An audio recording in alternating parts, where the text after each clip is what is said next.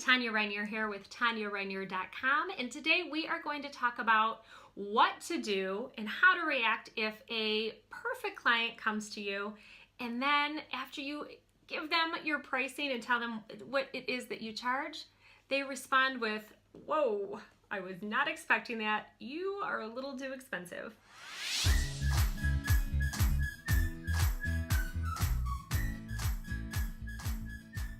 So let me preface by saying this is going to happen. If it never happens, you're probably not charging enough. You just flat out need to raise your prices, because as you grow and you learn and you get better at what you do, your prices should reflect that. But your prices, absolutely without a shadow of a doubt, need to reflect what it takes you to run your business. So you need to know what goes in, what is your overhead, what are all of your costs, and then how much should you be paying yourself. All those numbers roll into what you need to make.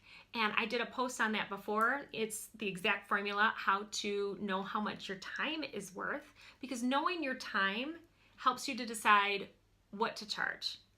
And that is the very, very base foundation, layer one for what you should be charging. That number should never come from what competitors are doing in the industry. It should never be a number you pull out of the sky or pick out of a hat. And it should never come from asking other people what they think you should be charging. This is your business. You have to take ownership and responsibility of this number. So once you own that and you have that, and the next step is to feel good about it, to be able to say that number with confidence, right? To where, like, hey, I am totally worth this much. It costs X to run my business. I need to make a living. I, have to pay my bills and put food on the table. But none of that needs to be justified. None of that needs to be explained to a client. You just need to know it and have to be able to justify that within yourself so that you can confidently communicate your terms to people that you're bringing on board. So then after that, then you have to consider, okay, who am I attracting? Are you attracting the right client? Now, what is the right client for you? The right client is the one that knows and understands your value, or at least is willing to learn how valuable you are. Where if you're attracting people that are only concerned about how much money they're dishing out of their pocket, and they really don't care about the value that you provide, the transformation, then they're probably not for you. They might be better off with somebody else. And to differentiate awesome client versus that guy, you're going to be able to remove the emotion from that process.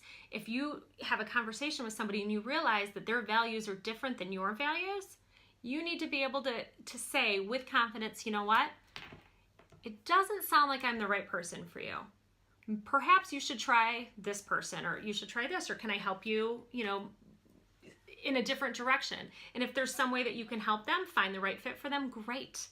Then you did your both of yourselves a service. But now what happens when you know without a shadow of a doubt that you have just talked to your perfect client, the one that you just want to move in with and work with forever and ever and ever. And at the end of your conversation, you share your pricing and they say, "Whoa, yeah, not going to happen. I can't afford you." What happened? What went wrong? And what do you do? So there's a couple of reasons that could happen. A, either you didn't clearly articulate your value, you didn't do a good enough job educating them on what it is that you provide and how you can help them and what that life-changing transformation is going to feel like. Now, if you're helping them save time, if you're helping them save money, if you're helping them reduce stress and anxiety, if you're taking the weight of the world off of their shoulders, what is that worth to them? Now, if you're talking to the right client and you've done the work to find the sweet spot in finding how much value you provide and combining that with how much you charge, that should be a fluid and easy thing to communicate. Just by you talking about what you do, they should be able to understand it. And they should say, "Yes, I need you. How much? Where do I sign up? Can I write a check? Do you want my card?" But if you haven't done a good job, then that may be where you lost them. So you need to really take the time to educate them and explain and answer questions, and even come to the table with some questions that you are anticipating that they should ask, even if they don't think of them themselves.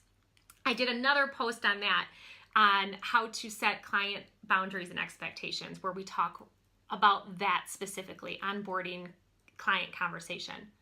So if that's where you've missed them, then maybe you need to back up and say, you know what, have I, did I miss something? I want to make sure that you're fully understanding, the transformation and what I can provide and the value. And if they say yes, I totally understand your value, and I would sever my left arm to work with you, but it literally would take me selling a kidney because I don't have that money. It's not my budget. Then maybe it's just not in their budget. Maybe they know how badly they need you. They want to work with you so bad, but they're just on the struggle bus and they haven't quite figured out how to do it yet. And if that's the case, well, send them to me and I will help them get their budget down so that they can budget your services in so they can afford you. But it's just a matter of time. So then say, you know what, then what can I do to help you right now? What can I do to help you get there? What can I do to help you get over this hump?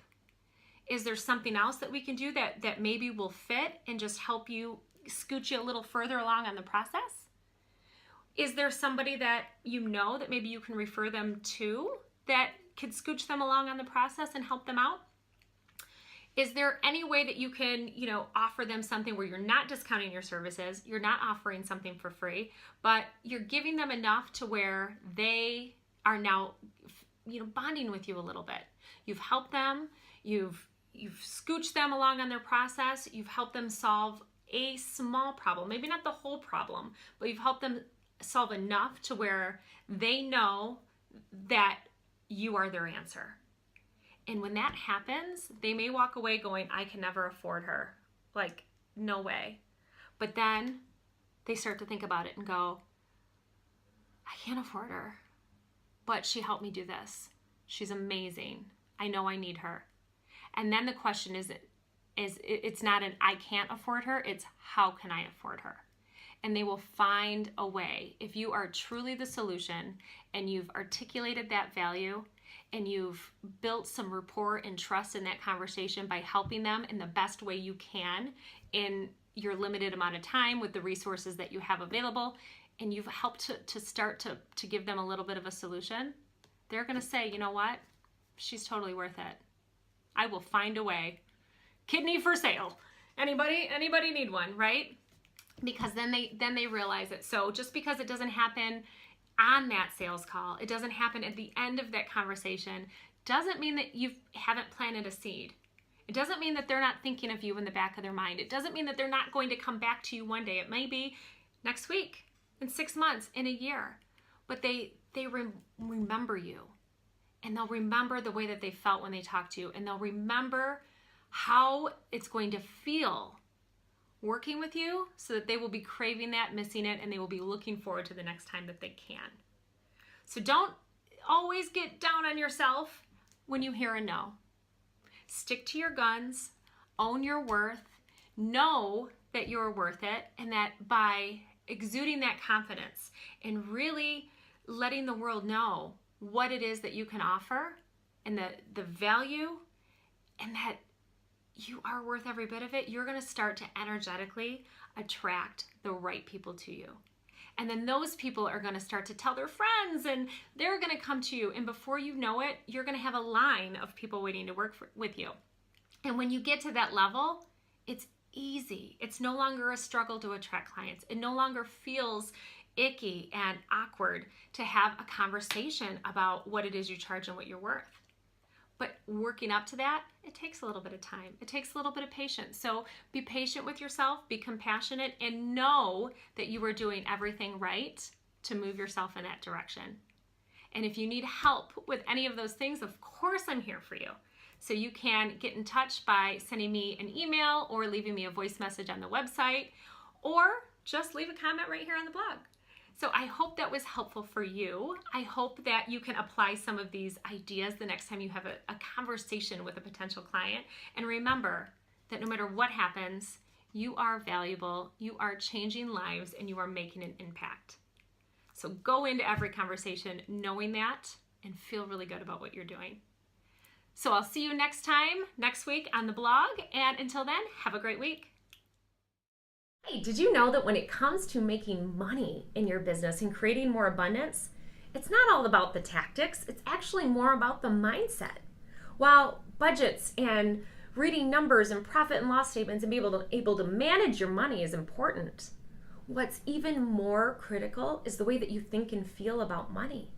If there are money blocks lurking somewhere inside of you, it's going to sabotage your income potential. So what do? You get rid of them. There is a 6-step formula that I teach. I use it myself, I teach it to my clients, that will help you identify where you're at in mastering your own money mindset, in conquering the blocks that are standing in the way from you creating your dream life. It'll help you to create more time, more freedom, more flexibility, and ultimately more balance and more abundance in your life.